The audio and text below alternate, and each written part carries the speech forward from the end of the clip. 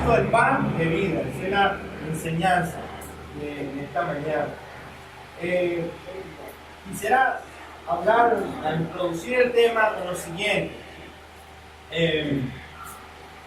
Nosotros conocemos que, según la palabra, el poder de un hombre solamente se limita a otro en esta vida, solamente. ¿Por qué? Porque el Señor Jesucristo, recuerda que decía, teman a Dios, no al hombre. ¿Por qué? El hombre solamente puede matar el cuerpo para físico, pero Dios es el que puede destruir el alma. ¿Recuerdan eso? Hay un chiste de un emperador diciéndole a otro que, bueno, que él ya había perdido todo porque habían invadido su tierra, y el otro emperador le dijo, no, estás equivocado, porque realmente puedo haber perdido todo menos mi alma, porque era un emperador cristiano. Entonces, de la misma manera, hermano, nosotros debemos entender que el único que tiene poder sobre el alma es nuestro Dios, nuestro Señor, amén. Los hombres solamente pueden matar el cuerpo. No sé si han escuchado del reformador escocés Juan Knox, pero se dice que donde está su tumba se puso un nombre en un texto que dice, aquí yace uno que tuvo tanto temor de Dios que nunca temió a ningún hombre. Que tanto temor tiene que nunca temió a ningún hombre. Eso está allí. Entonces, ¿qué es lo que podemos ver? Que realmente, hermanos, si se muestra Cristo en nuestra vida, no debemos tener temor por nada. Hay una anécdota también de un niño que dijo en una ocasión que él quería ser un cristiano como su papá. Y en la mamá le preguntó, ¿pero por qué como tu papá? Porque, porque mi papá es como un reloj de esos relojes que están dañados, que no marca bien la hora, uno no sabe realmente si es cristiano o no es cristiano. De esa manera podía vivir en su vida, en su mundo, teniendo para escoger en cualquier bando, en cualquier momento que más conveniese. Pero realmente, hermano, nosotros estamos llamados a dar testimonio de nuestro Señor en todo momento. Amén. Un reloj que siempre marca la hora, no importa sea lo que sea. Un reloj atómico, en este caso sería, siempre marca la hora con exactitud. Ok, hermano.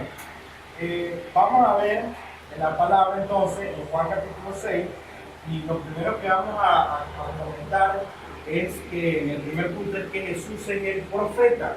Jesús es el profeta esperado. Vamos a leer en Juan capítulo 6, Juan capítulo 6, 14. Dice la palabra en Juan capítulo 6, 1 que el Señor Jesucristo se fue, se fue al monte con sus discípulos, estuvo allí, y en ese momento llegaron a él Andrés, Felipe, y le dijeron, mira que estaban muchas personas, como 5.000 varones reunidos en ese entonces. Realmente eran más de 5.000, hermanos. ¿Por qué? Porque se dice que eran 5.000 varones, pero estos varones iban con sus esposas y también con sus hijos. Probablemente si eran 5.000, póngale que los 5.000 estuviesen casados, entonces eran con 5.000 mujeres, y póngale que cada uno tuviera un hijo. Se imaginen, son 5.000 más, son aproximadamente 15.000 personas, más o menos. Era en el tiempo, dice allí la palabra en Juan capítulo 6, cercano a los días de la Pascua. Y como ustedes saben, los peregrinos judíos iban trasladándose hacia Jerusalén para conmemorar la Pascua. Entonces había mucho movimiento, algo así como lo que ocurre en Navidad, y cuando la gente empieza a viajar, que los terminales están llenos, algo así pasaba, llegaba mucha gente y la gente se reunió allí alrededor del Señor, viendo que las señales que hacía sobre los enfermos y sanando a los enfermos. Y ellos se reúnen allí. Entonces dice la palabra que Jesús primero probó a sus discípulos. Dice Juan capítulo 6, versículo 6. Pero esto decía para probarle, porque él sabía lo que había de ser. Vamos a leer, vamos a hacer lo siguiente. Vamos a leer Juan allí en el principio, en esa parte, para que vayamos entendiendo. ¿Amén? Ok.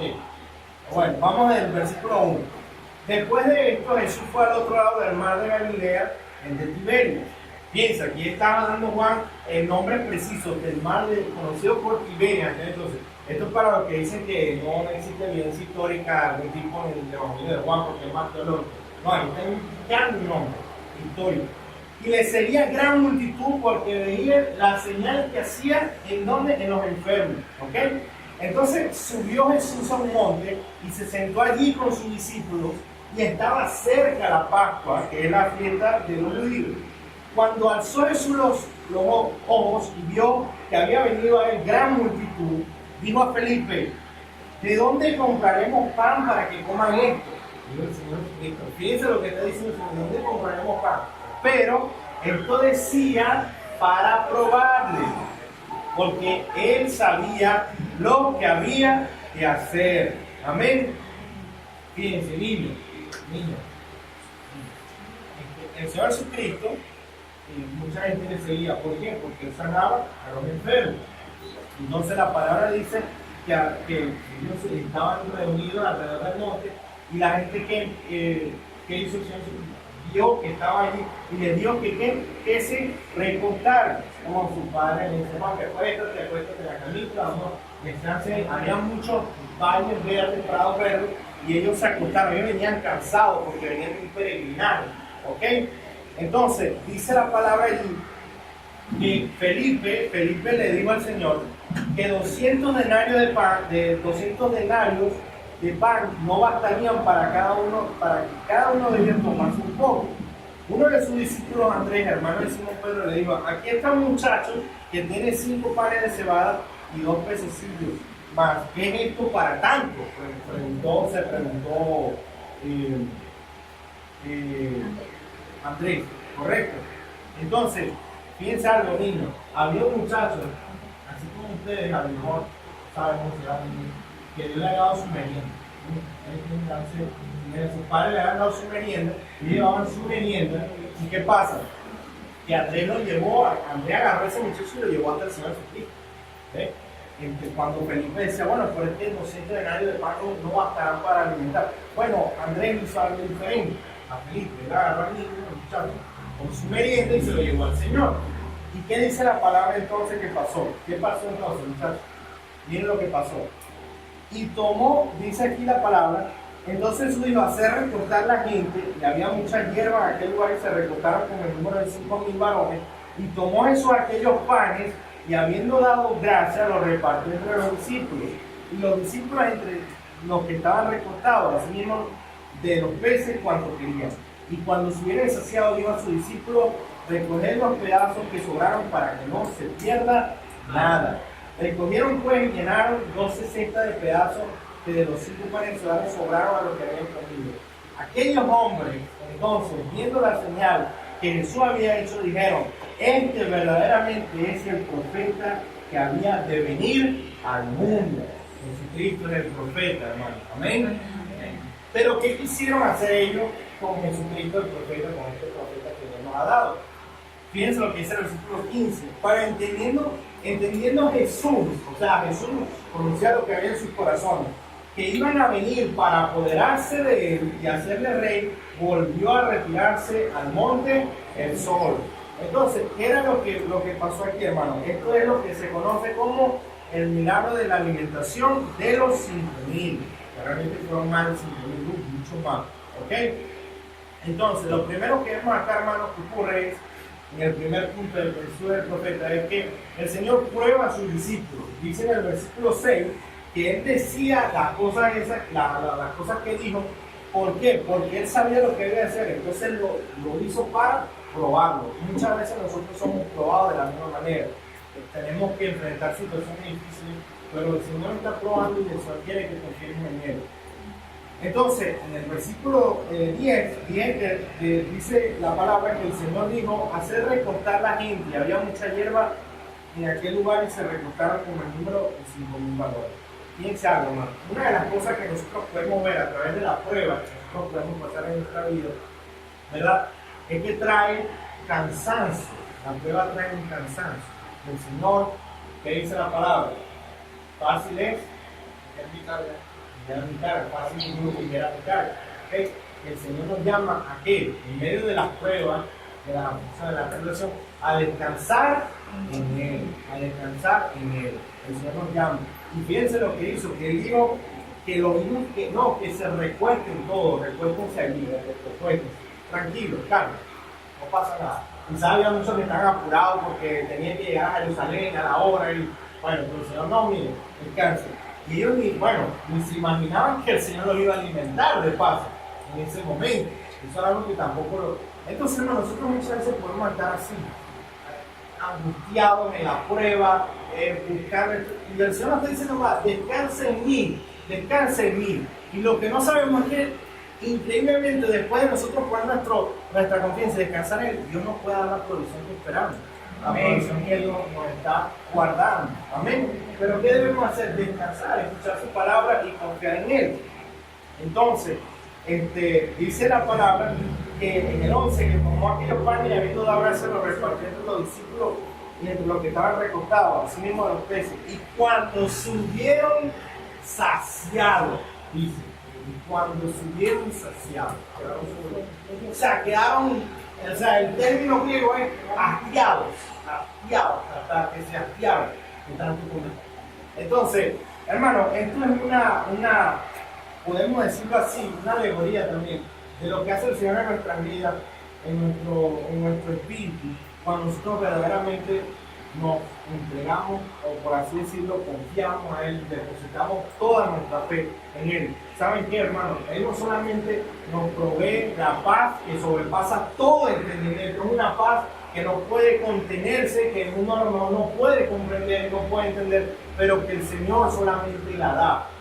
Solamente la da. Hay una anécdota de una hermana de una iglesia, y esto lo decía el pastor John Piper, que estaban hablando sobre la elección de Dios y la doctrina fuerte, teóricamente. Y a esa señora que estaba ahí en medio de la predicación, la llaman y le van a avisar que su esposo falleció, porque el esposo ya estaba enfermo. ¿Y qué hace ella? Ya sale un momento, pero el predicador John Piper, él empieza a pensar: ¿qué voy a hacer? ¿Qué voy a hacer? Cambio el tema, me paro aquí, me voy allá a consolar con la familia. ¿Qué es lo que voy a hacer, Señor? Y empezó a orar ahí en medio de toda la palabra de qué iba a hacer. Y para su sorpresa, él pensó que ella se iba allá al hospital, a estar allá con la familia y todo lo demás. Cuando su sorpresa más grande fue que ella venía otra vez bajando por el estado y se sentó otra vez ahí a terminar de escuchar su enseñanza de la palabra. Él dijo en su corazón, bueno, voy a continuar predicando, voy a continuar exponiendo la palabra. ¿Y qué pasó? El Señor ya había obrado en el corazón de aquella mujer y había dado la paz que sobrepasa todo entendimiento, que él no entendía, que quizás él como hombre iba a decir: bueno, yo a lo mejor puedo darle una consolación. No, ya el Señor la estaba consolando. Amén, dolor, en medio de la tristeza. Y ella regresó y se sentó a escuchar a terminar su sermón. Después, bueno, yo fui y la acompañaron. Por eso es tremendo, es una anécdota de la vida real, hermano. De alguna manera, ese saciarse espiritualmente viene solamente a través del Señor Jesucristo. Nosotros confiar en Él de verdad, poner nuestro descanso en Él. Y fíjense que la provisión viene ¿hasta qué? Hasta saciarse, hasta que ya no aguanto más, pues.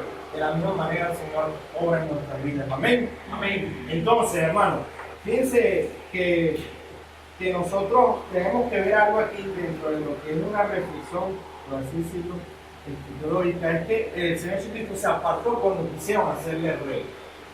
El Señor Jesucristo entendía las intenciones del corazón de la gente, que ellos cuando vieron que hizo todas las cosas, y dijeron: esto verdaderamente es profeta, y dijeron: este es el hombre que necesitamos nosotros tener en el gobierno. Eso fue lo que le vino a la mente a ellos.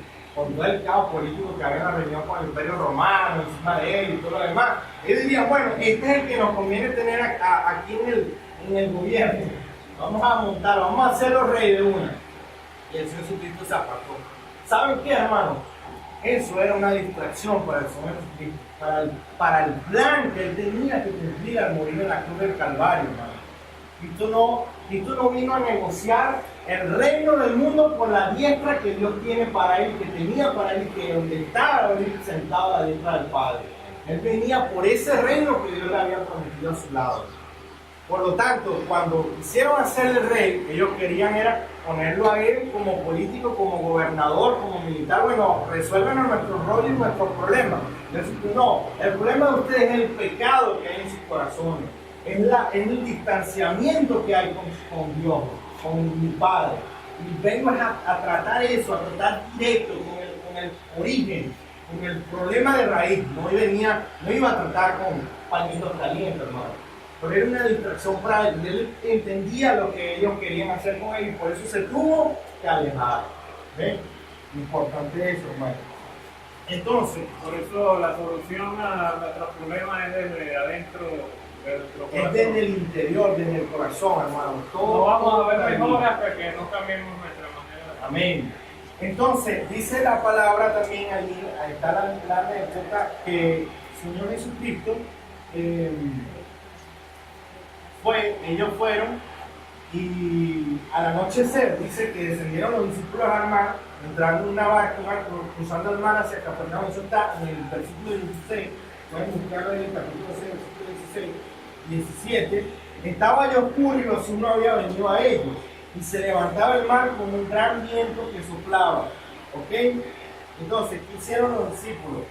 Ellos se montaron en un barquito, van a cruzar el mar y no consiguen al Señor Jesucristo, no consiguen a Jesús. ¿Dónde estaba Jesús? Y dice la Biblia. Dice que Él vino a ellos en la noche. ¿Saben cómo? Caminando por las aguas, por el mar, lo dice allí. Dice, se levantaba cuando habían remado Jesús, que andaba sobre el mar y se acercaba a la barca y tuvieron miedo. El Señor Jesucristo caminando sobre el mar. Ustedes no han mandado a caminar sobre el mar. Ustedes no pueden caminar, ¿verdad? Yo camino sobre la piscina, me hundo. No quiero que puedan caminar sobre el mar. Pero el Señor Jesucristo sí estaba caminando sobre el mar. ¿Y qué hicieron ellos? Tuvieron miedo. Ok, otro evangelio que creo que redacta que se asustaron. Entonces, ¿qué le dijo? ¿Qué le dijo el Señor? Yo soy, no temáis, no temas. Miren, hermano, aquí hay una imagen también que el apóstol Pablo quiere que veamos, que es lo siguiente. Dice la palabra que el Señor destruyó el mundo una vez, ¿por qué? Por agua, ¿no? ¿Se acuerdan de Noé? La historia de Noé. Dios destruyó al mundo por agua. Entonces las aguas tienen como esta connotación o esta simbología de juicio de Dios, ¿ok? De juicio. Cuando se muestra que el Señor Jesucristo va caminando sobre el mar, lo que el apóstol Juan también puede dar a entender de una forma figurativa es que Cristo está por encima de todo juicio. ¿Amén? Él está por encima, porque Dios le entregó el juicio a él, al Señor Jesucristo. ¿Y qué pasa? Que el temor que podían sentir los discípulos en la oscuridad, en la noche, como todos tenemos temor en medio del pecado, en medio de nuestra condenación, porque nosotros nos vemos a nosotros mismos y decimos, oye, yo soy esto, soy lo otro, mi corazón hay esto, todas esas cosas malas. Nosotros podemos sentirnos ¿en qué? En un valle de oscuridad, en un valle de sombra de muerte, como dice el Salmo 23. Y eso es lo que podían experimentar, y en esa oscuridad vieron al Señor caminando sobre el mar. Y el Señor le dijo que no teman. De la misma manera el Señor nos dice que no temamos, hermano. No temamos en ninguna circunstancia. Ni siquiera en la prueba, ni siquiera en los momentos de aflicción, en medio de los momentos de duda, porque Él está con nosotros. Y sabe que Él está caminando por encima de todas las circunstancias. Está por encima de cualquier problema que ustedes puedan pensar que no tiene solución, hermano. Amén. Amén. Entonces, hermano, una de las cosas que pasa allí es que el Señor calma la tormenta. ¿Y qué pasa? Vemos que hay una calma, una paz. De nuevo, el Evangelio es paz, es calma, es seguridad. Todos los que creo que han experimentado el nuevo nacimiento, el ser convertido por el Espíritu Santo, a arrepentirse, hay una paz, una calma que, bueno, ¿cómo es que dice el versículo? Muy gentil, sin que nadie lo persiga, ¿no? El hombre está allí buscando, corriendo, pero nadie le persigue. ¿De qué corre? De sí mismo, del pecado, de la condenación que siente. Y cuando conocemos a Cristo, viene una calma, una paz. La tempestad se aquieta toda la turbulencia, todo lo que nosotros podemos a lo mejor experimentar. Hermano, fíjense lo siguiente: un padre se va de unos pececillos que tenía este muchacho que seguramente era su merienda. ¿Y saben qué hizo el Señor Jesucristo con eso? Lo multiplicó, hermano. Fíjense, hay un contraste aquí entre Felipe y Andrés en lo siguiente. Felipe, hermano, tuvo la actitud de, bueno, es que no tenemos, no hay manera, no hay forma, no bastarían tantos denarios de pan para que toda esta gente coma. Esa es una actitud de Felipe. Pero Andrés dice, no, yo sé quién es el Señor Jesucristo y voy a llevarme lo que sea. Bueno, Andrés era el tipo que siempre le estaba llevando al Señor personas, llevando, de hecho lo vemos mucho en los evangelios. ¿Y qué dice Andrés? Bueno, esto es lo que tiene es unos pececillos y un pan de cebada, que era el más económico de la época, para que ustedes sepan, era el más económico de la época. Y lo llevó al Señor, le dice, ¿saben qué? Sí, es unos panes de cebada, son unos pececillos, pero en las manos de mi maestro, de mi Señor, cualquier cosa es posible, cualquier cosa puede pasar. ¿Y saben qué, mis hermanos? El Señor convirtió este humilde pan de cebada, esa humilde meriendita de ese muchacho, la convirtió en un festín de comida para todo el mundo. Todo el mundo se sació. Y ese muchacho ni tenía idea de lo que iba a experimentar con su meriendita, no sabía. Pero eso pasó. Eso es lo que nos redacta, nos habla el Señor a través de su palabra. Amén. Entonces, ¿qué ocurre? Come toda la gente. Ahora entramos en el segundo punto, que es Jesús el pan de vida, como se titula la enseñanza. Y leemos entonces la palabra en Juan 6:24, ¿verdad? Bueno, 6:24 dice que el Señor, bueno, el 22. El día siguiente la gente que estaba al otro lado del mar vio que no había habido allí más que una sola barca, que Jesús no había entrado en ella con sus discípulos, sino que todos habían ido solo. Pero otras barcas habían arribado del Tiberio junto al lugar donde habían comido el pan después de haber dado gracias al Señor. Cuando vio pues la gente que Jesús ya estaba allí y sus discípulos entraron en la barca y fueron a Capernaum buscando a Jesús. ¿Ok? Y hallándole al otro lado del mar le dijeron, Rabí, ¿cuándo llegaste acá? Claro, yo estaba esperando que el Señor estaba todavía en el monte. Entonces, él fue, ¿verdad? Y ellos van y se van hasta Capernaum a buscar al Señor. ¿Ok? Pero ¿qué es lo que pasa? Dice, cuando vio pues la gente, hallándole al otro mar, le dijeron, Rabí, ¿cuándo llegaste acá? ¿Qué le dice el Señor Jesucristo? Miren, hermano, la gente estaba buscando al Señor. ¿Saben para qué? Para volver a comer, hermano. La gente fue a buscar, bueno, nosotros queremos otra vez comer hoy. Y se fueron a buscar al Señor. ¿Y qué le dice el Señor? Le dice, trabajad, no por la comida que perece, sino por la comida que a vida eterna permanece. Dice, el 26. De cierto os digo que me buscáis no porque habéis visto las señales, sino porque comiste el pan y os saciasteis. Trabajad no por la comida que perece, sino por la comida que a vida eterna permanece, la cual el Hijo del Hombre os dará, porque a este señaló Dios el Padre. Entonces la gente, como había comido, decía, oye, queremos volver a comer, y se fueron hasta donde estaba el Señor Jesucristo. Claro, ahorita hoy en día nosotros podemos ver que la gente anda buscando la comida y va en las colas, en los supermercados, la cuestión.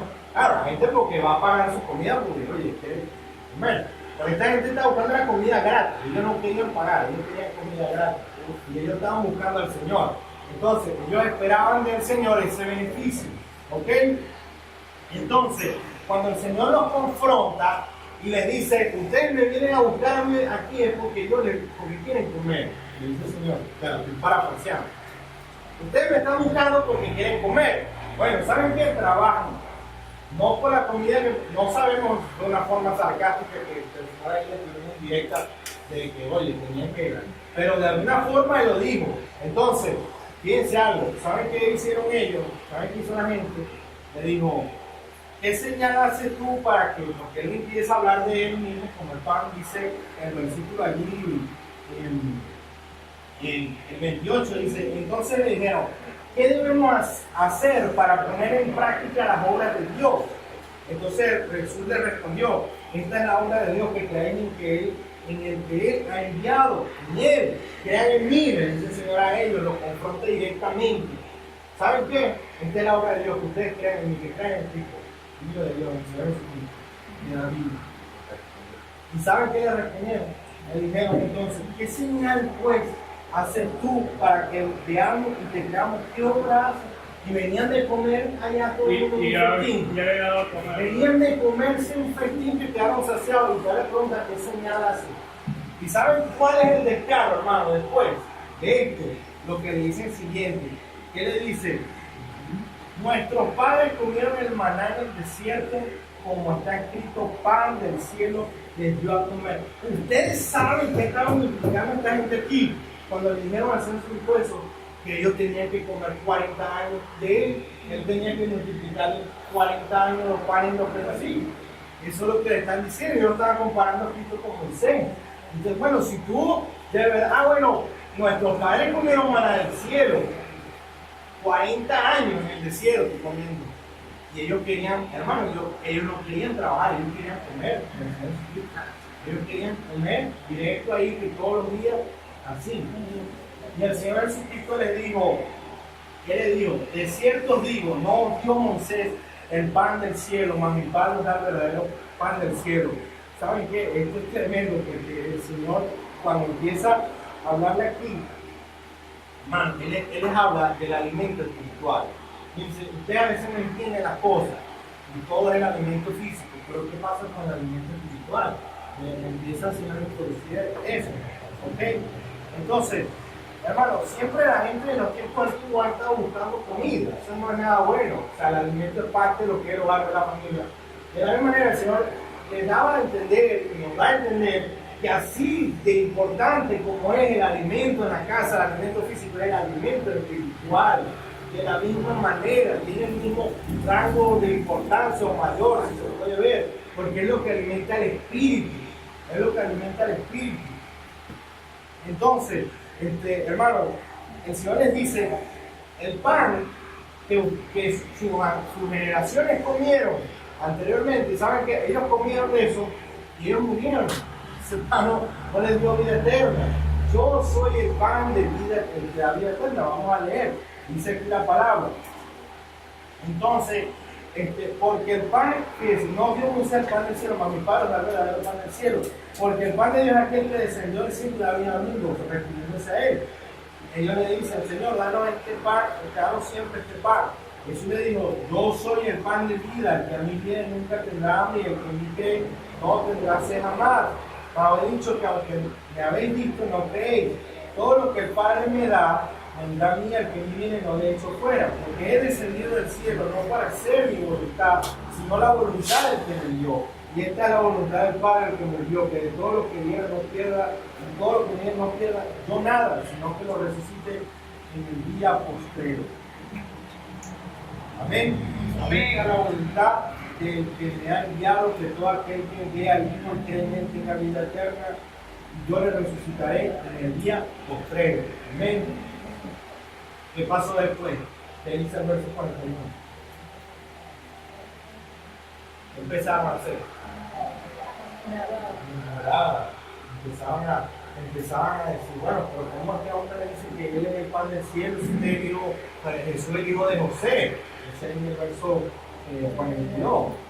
¿Saben qué hizo la gente? La gente hizo lo mismo que hicieron con Moisés. A Moisés lo murmuraron también, ¿recuerdan? Bueno, ellos empezaron a hacer lo mismo que hicieron con Moisés.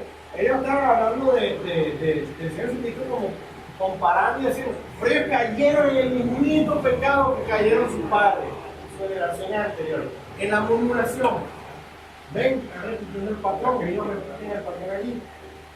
Entonces, hermano, a los niños, a ellos, es importante, así como es importante la comida que uno se come, el pan, la empanadita, es el alimento espiritual. El alimento espiritual es la palabra. Amén. Entonces, fíjense lo importante que es esto, hermano, entender esto. El Señor Jesucristo dice en el versículo 48, dice, yo soy, ¿qué? El pan de vida. Después el 49, vuestros padres comieron maná en el desierto y murieron. Este es el pan que desciende del cielo para que el que de él come no muera. Él es el pan de vida. ¿Amén? Él es el pan de vida. O sea, si nosotros fuéramos a ver, realmente no se puede comparar el maná con él, porque el maná, todo eso apuntaba a Cristo, ya que iba a descender. Y fíjense lo que ocurre acá, hermano, que el maná fue un alimento físico, ¿ok? Para el cuerpo físico. mientras que Cristo es el alimento espiritual para nuestra vida espiritual. Entonces, piensa algo, que cuando el maná dice la palabra, que ellos decían que no lo guardaran. ¿Por qué? No se podía guardar. Maná en aquel entonces no se podía guardar.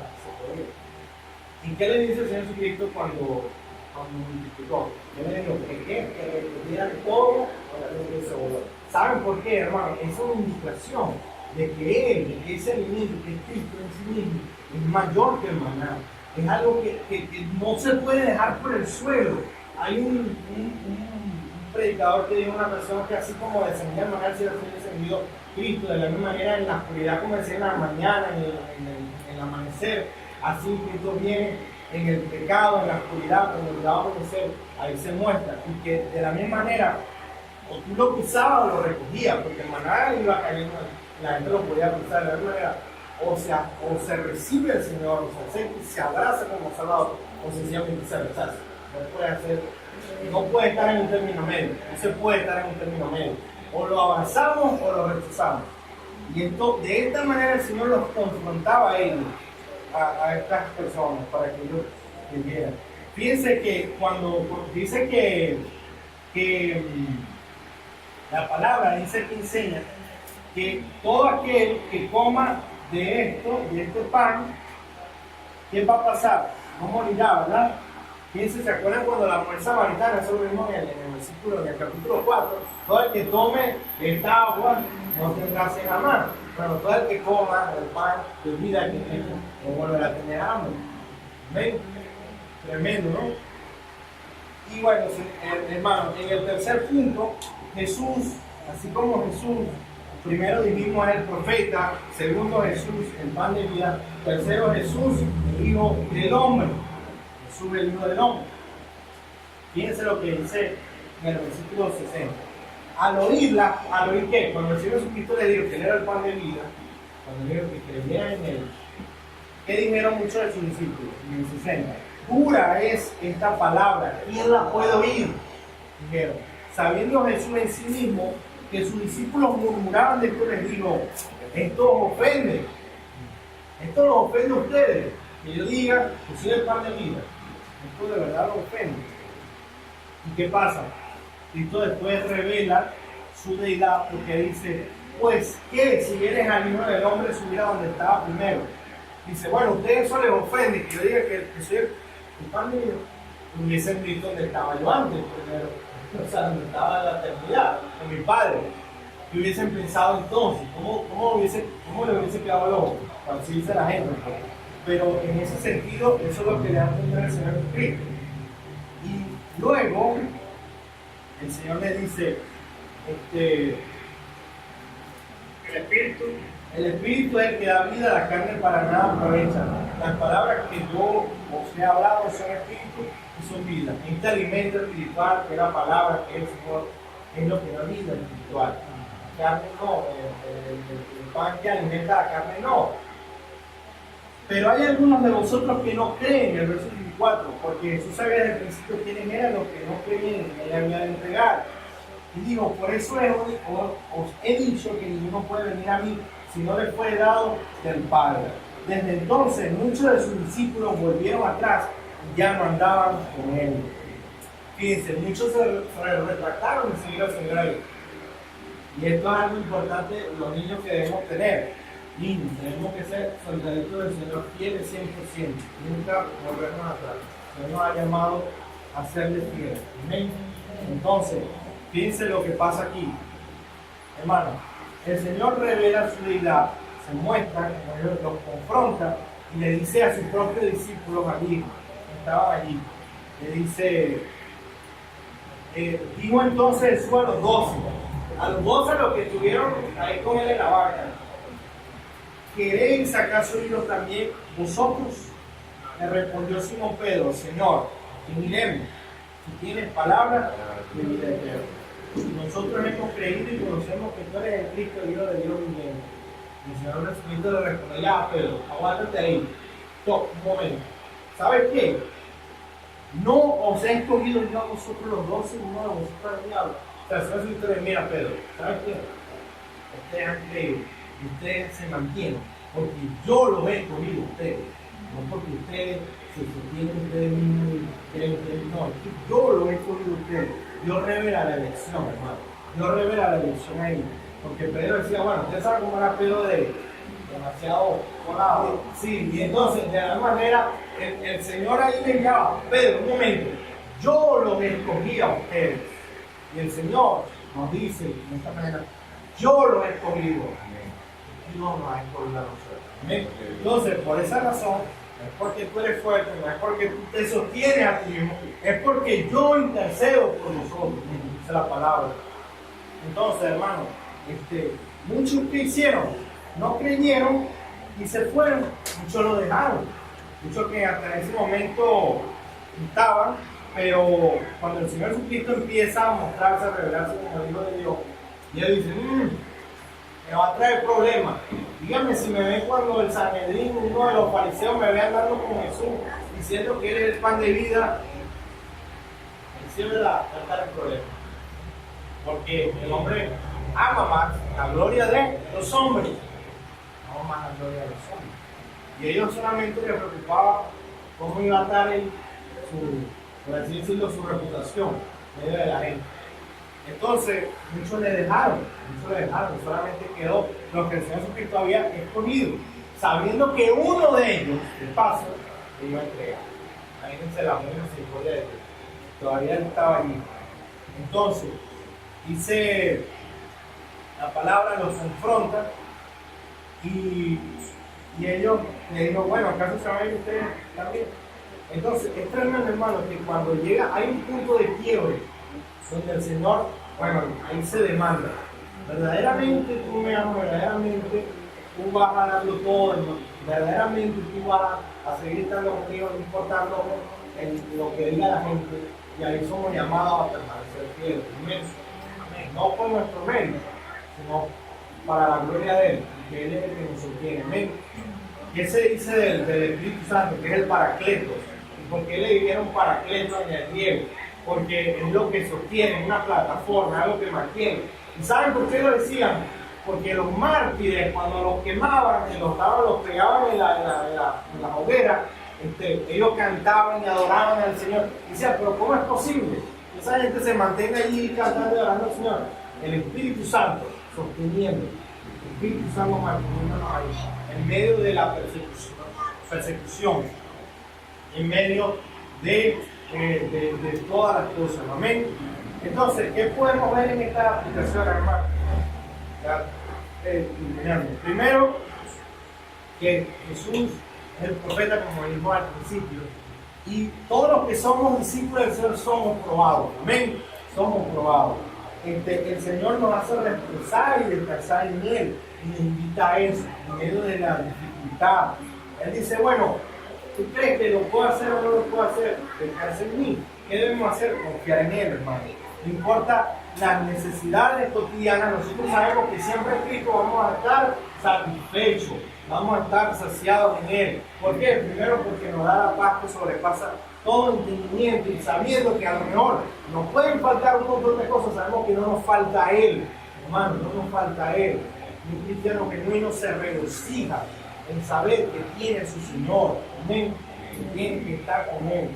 Entonces, hermano, una de las cosas que podemos ver en la multiplicación es que Andrés llevó al muchacho lo que tenía en su merienda, y esto era algo cotidiano, esto era algo muy humilde, este tipo de comida, y Dios lo transformó en algo maravilloso. ¿Y sabe cuál es la actitud que el Señor espera de nosotros, hermano? En el dar nosotros, en nosotros entregarle al Señor, una actitud de saber, bueno, Señor, lo que yo tengo es poco, pero en tus manos y puedes hacer cosas imposibles, maravillas. Y hermano, yo hablo de esto porque en las congregaciones hay necesidades, y todos sabemos que es así, siempre están las necesidades económicas, físicas. Fíjense, ya no caben en este local, ya no cabemos, estamos buscando otras alternativas, porque Dios está trayendo crecimiento. Entonces, lo que nosotros tenemos, muchas veces podemos decir, bueno, pero es que lo mío no es nada, o sea, yo qué tengo, pero el Señor dice, mira, en las manos del Señor, en las manos de Cristo, lo que tú tengas, eso Dios lo convierte en maravilla. ¿También? Y eso es lo que el Señor llama a nosotros. Que no tengamos temor de nada, porque Cristo ha vencido la muerte, ha calmado la tempestad. Y no hay juicio y condenación para los que estamos en Cristo. Amén. No hay juicio y condenación para los que estamos en Cristo. Que tengamos esa seguridad. Jesús es el pan de vida, hermano. ¿Por qué vamos a Jesús? ¿Por los beneficios? No, porque Él es nuestro alimento espiritual. No importa la circunstancia que nosotros tengamos, en la casa sabemos que a veces pueden faltar cosas, en la despensa pueden faltar cosas, y más en la situación que estamos viviendo, hermano. Entonces, ¿qué? Vamos, no, Señor, como la despensa está vacía, yo no voy a ahorrar, yo no voy a luchar. No, los mártires lo tenían más difíciles. Ellos no solamente tenían que luchar con el tema de que los persiguieran, de que no tuvieran comida, sino que los iban a matar, o los encontraran. Y eso es algo que ocurre ahorita en otros países. Hay persecución.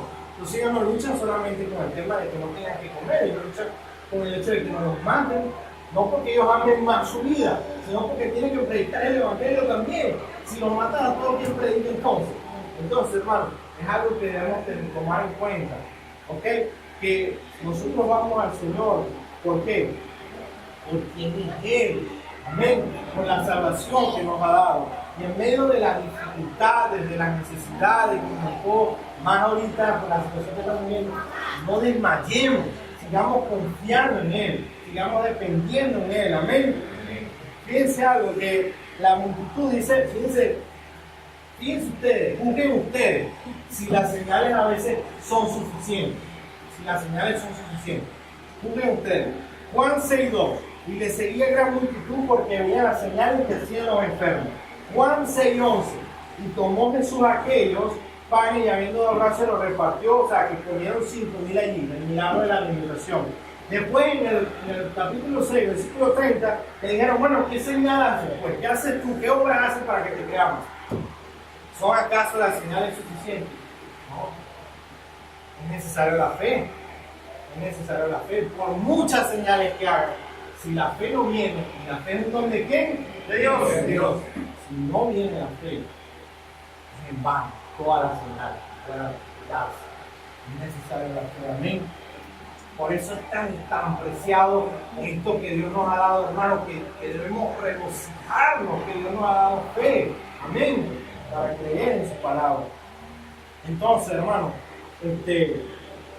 el alimento que ellos habían comido sus padres no le iba a dar vida eterna. Ellos querían era comer como, pero ellos no les preocupaba tanto que fuera hermana, ellos querían seguir comiendo. ¿Ok? Hermano, nosotros tenemos que recordar que tenemos que alimentarnos de Cristo. ¿Y cómo lo vamos a hacer? A través de la palabra. Porque solamente podemos conocer al Señor a través de su palabra. ¿No? Entonces, a los niños, así como es muy importante comer su lectura, que comer la palabra de Dios, que es leer la Escritura, leer la Biblia, para que aprendamos del Señor.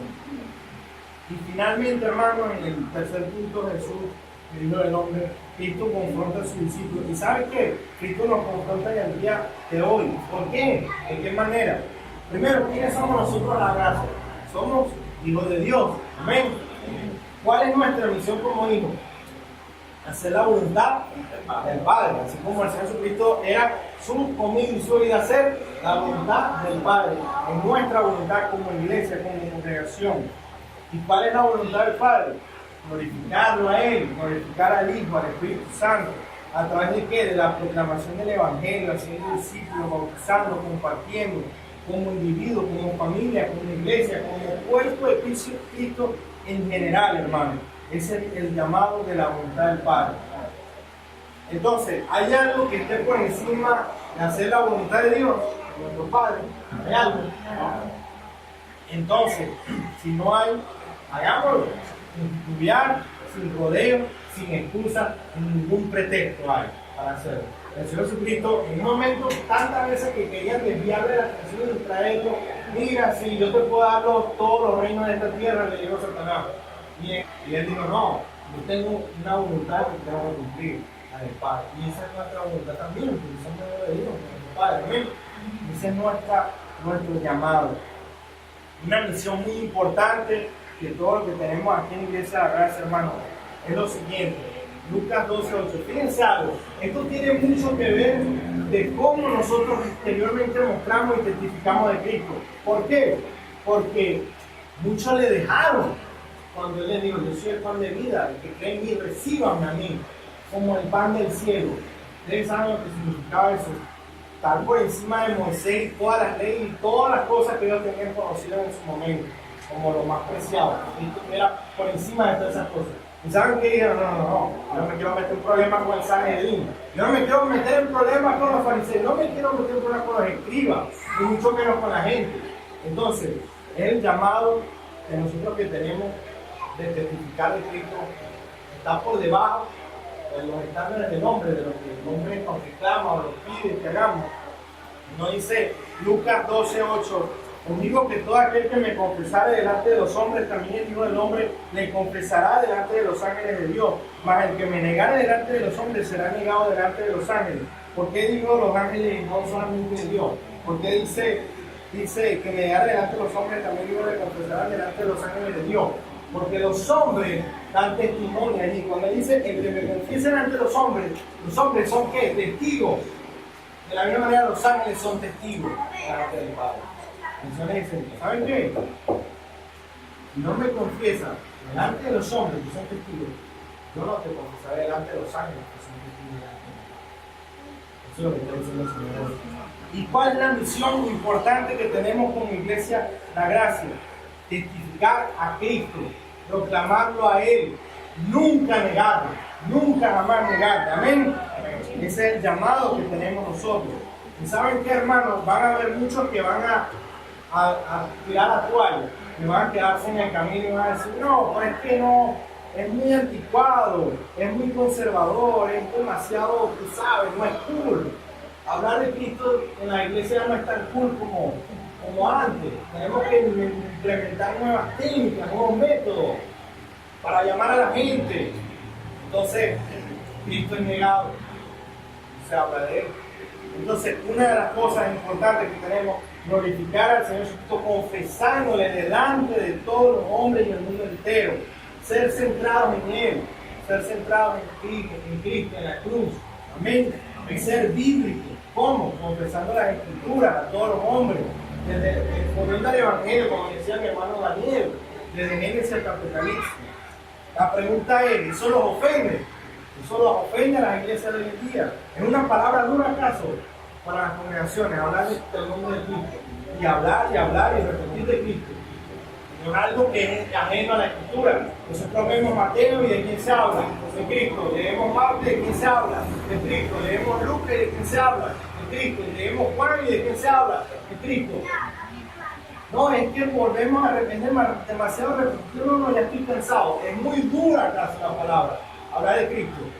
Es muy duro hoy en día. ¿Acaso los ofende? Hermanos, ese es el llamado que vamos a hacer. ¿Quieren irse ustedes también con ellos? Así le dio el Señor. Les habló a su discípulo. Pero confiemos, porque Él es el que nos espera. ¿Amén? Vamos a orar. Gracias, Señor. Te damos por tu palabra, Padre, porque tú nos has hablado para oírle, Señor.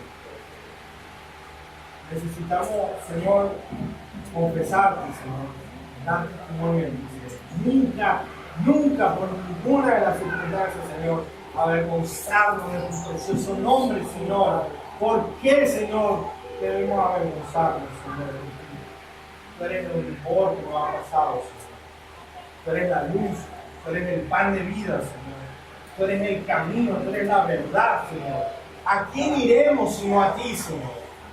Gracias, Padre, por mis hermanos, por los niños, por todos los que estamos acá, porque a la luz de tu palabra podemos comprender, podemos entender lo que tú nos enseñas. Tú nos llamas, Señor, a esta vida, Señor, alimentándonos de ti, Señor. Que seas tú nuestro pan de vida cada día, Señor. Danos nuestro pan diario, Señor, cada día. Danos todo. Y ese eres tú, nuestro Dios. Gracias. En el nombre de tu Hijo amado. Amén.